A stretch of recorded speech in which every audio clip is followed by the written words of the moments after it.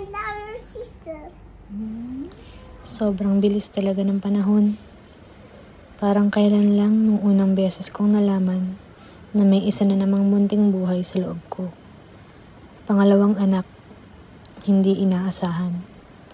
Hindi kasama sa plano, pero kasama sa plano ng Panginoon.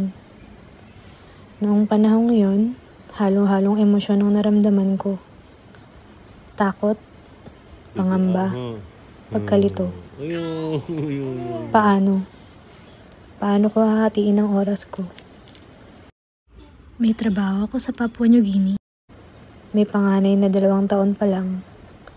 At ngayon, may isa na namang darating. Paano ko sila parehas aalagaan? Paano ko sila mamahalin ng pantay? Pero lahat ng tanong ko, lahat ng alalahanin, nawala nang unang beses kitang makita.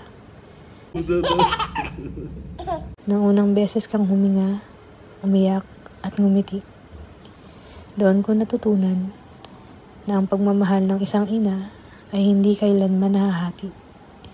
Ito ay lumalago, lumalawak at walang katapusan. Anak, 3 taon ka na ngayon. 3 taon ng ligaya, ng halakhak, ng iyak, ng yakap. 3 taon ng pagbabagong dala mo sa buhay namin. Ikaw ang ligaya ng bahay, ang kulitan sa umaga, ang lambing sa gabi.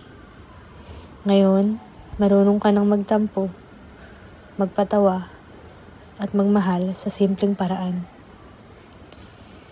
Wala kang idea kung paano mo kami binago. Yung ngiti mo, anak, sapat na para mawala ang pagod namin. Yung mga yakap mo, parang lunas sa kahit anong sakit. At yung mga mata mong puno ng kuryosidad, yan ang nagpapaalala sa amin kung gaano kaganda ang mundo. Salamat, anak, sa bawat araw na pinapaalala mong mahalaga kami. Sa bawat tawag mo ng mami, kahit walang dahilan. Sa bawat yakap at halik mo na bigla-bigla. Salamat sa pagtuturo sa amin ng pasensya, ng tunay na saya, at ng walang kondisyong pagmamahal. Hindi ka man namin planado noon, pero ngayon, hindi na namin maisip ang buhay na wala ka. Ikaw ang isa sa pinakamagandang sorpresa na natanggap namin mula sa langit. Happy 3rd birthday, anak. Lagi mong tatandaan na kahit anong mangyari, mahal na mahal ka namin, na higit pa sa kaya mong ma-imagine. You are our wonder. You are our heart. We love you, Wonderhan. Mommy, please can you feed me? Panginoon, maraming salamat po sa aming anak.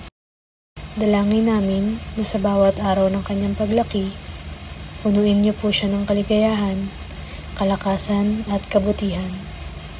Naway lumaki siyang may pusong mapagmahal, isip na bukas sa karunungan, at espiritong laging kumakapit sa inyo. Ingatan niyo po siya sa lahat ng oras, gabayan sa tamang landas, at yakapin sa tuwing siya'y nanghihina. Panginoon, tulungan niyo po kaming maging magulang na karapat-dapat sa biyayang ito. Amen.